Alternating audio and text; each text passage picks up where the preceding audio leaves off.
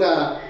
Emang ada berapa macam? Wah, berbagai macam. Kalau cuma nafsu mending nggak usah. Oh, berarti kalau yang nggak nafsu? Ya, biasa cium jidat ya kan. Oke. Cium jidat. Itu ya teman-teman udah dijawab. Cipika-cipiki kan. Waduh, Iya. kayaknya kalau ibadah minggu, selesai ibadah minggu dulu sebelum ada pandemi, cipika-cipiki ya kan. Cipika-cipiki terus. Betul. Di gereja. Dulu sampai toganya saya putih kan, karena make up ini itu gara-gara cipika-cipiki.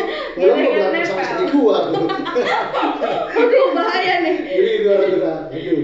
Terus gimana ya Bang? Kadang tuh banyak pasangan-pasangan di luar sana yang memaksa. Ya. Jadi kayak gini nih Bang contohnya. Gak apa-apa, nanti gua nikahin. Gua tanggung jawab. Tapi ternyata banyak masalah yang awalnya ya karena janji-janji palsu itu. Betul. Terus dipaksa, ada yang sampai dipukulin, digebukin. Itu gimana menurut Bang Fison? Kalau itu sudah larinya ke pidana ya Kak ya. Kalau sudah sampai pemukulan dan pemaksaan berarti pemerkosaan. Nah, tapi kalau misalnya saya mau wanti-wanti begini, saya tidak mendiskreditkan kita kaum buaya darat. tidak, kita tidak mendiskreditkan kita laki-laki. Jadi saya mau berpesan kepada perempuan, lu akan bisa lihat cowok lu sayang sama dia ketika dia betul-betul menjaga lu. Nah, ketika dia betul-betul menjaga keutuhan diri lu. Ya, tidak membuat cacat, tidak membuat noda, itu lu pertahankan. Tapi kalau dia sudah, mohon maaf yang tadi kakak bilang, pemaksaan dan segala macam, itu bukan cinta, itu hawa nafsu. Kadang-kadang nih pasangannya juga soalnya buta nih Bang. Iya. Oh iya ya, dia cinta kok. Kalau sekarang begitu ya, kayak kucing rasa stroberi ya kan. Nah iya, tapi kan itu zaman sekarang nih yang lagi in banget toxic relationship. Wah. Ya kan banyak toxic banget tuh relationship. di dalam situ. Sebenarnya luas sih, cuman topik kita hari ini kan tentang pacaran. Jadi kalau misalkan bucin tapi nggak bagus konotasinya ya. Kalau misalkan ternyata udah terjadi nih Bang, ternyata si ini udah pernah melakukan hal itu, tapi dia mau tobat, kira-kira itu akan diterima nggak ya? Oh, terima dong. Masuk surga nggak ya? Oh, terima dong. Syaratnya apa aja nih Bang? Siapa tahu teman-teman banyak yang mau tahu. Intinya itu Kak, kalau ketika kita bertobat, Tuhan itu sudah mengampuni kita. Yang penting kita sudah bertobat. Itu Kak. Kita udah bertobat itu sudah Tuhan lihat, wah luar biasa. Kan Tuhan di dalam firman-Nya bukan karena kebaikanmu, bukan karena ketampananmu, dan bukan karena baik rupamu, bukan. Tapi karena kasih anugerah Tuhan. Kita lihat dua penjahat yang di kayu salib bersama Yesus. Ya. Satu yang bertobat kan di akhir hayatnya. Tuhan katakan apa? Engkau akan bersama denganku di taman Firdaus. Nah, merinding nih teman-teman. Jadi kalau mau bertobat ya bertobat total. Jangan bertobat saat ini. Tapi besok berkelanjutan.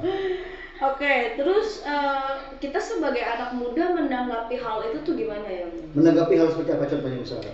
Soal pacaran yang dalam konotasinya tuh yang nggak bagus gitu loh Bang. Jadi kayak tadi yang udah kita bahas kan, free sex, terus toxic relationship. Kita sebagai anak muda Kristen harusnya kita ngapain ya? Nah, kita harus membentengi diri kita dulu Kak. Membentengi diri. Makanya kan kita dari kecil sudah sebenarnya ya Kak ya, kita sudah dibentengi. Tapi kita sendiri yang menghancurkan benteng itu.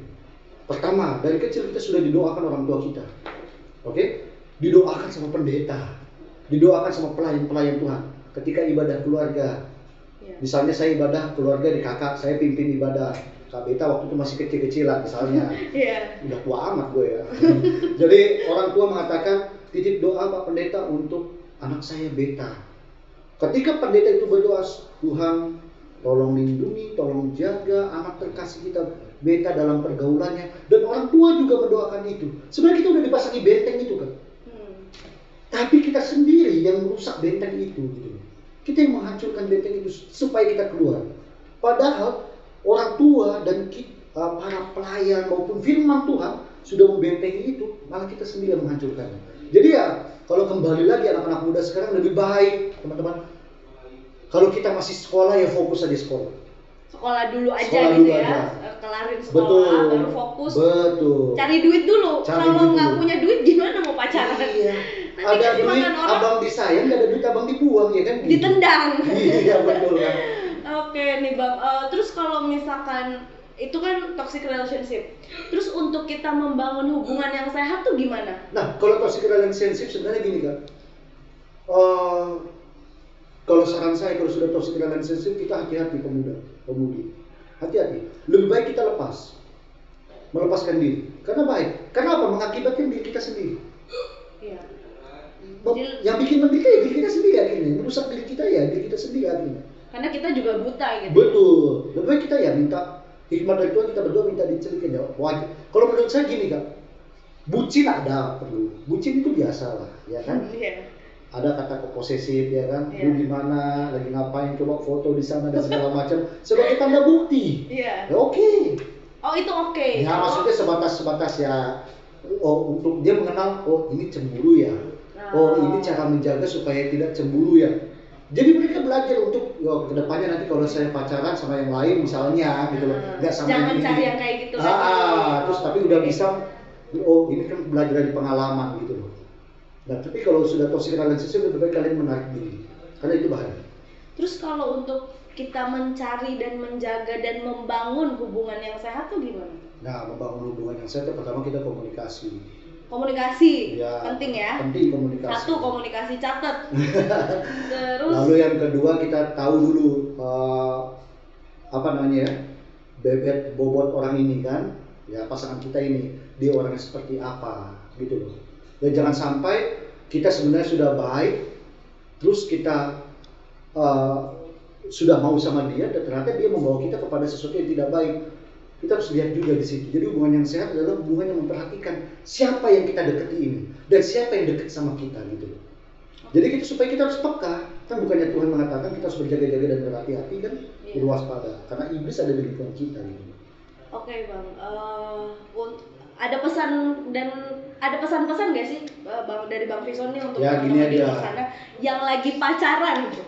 Ya, gua bilang katakan gini, kita jangan GPIB ya. Jangan GPIB kita. Tahu GPIB singkatannya? Apa? Jangan gara-gara pacaran iman berantakan. Oke, benar GPIB.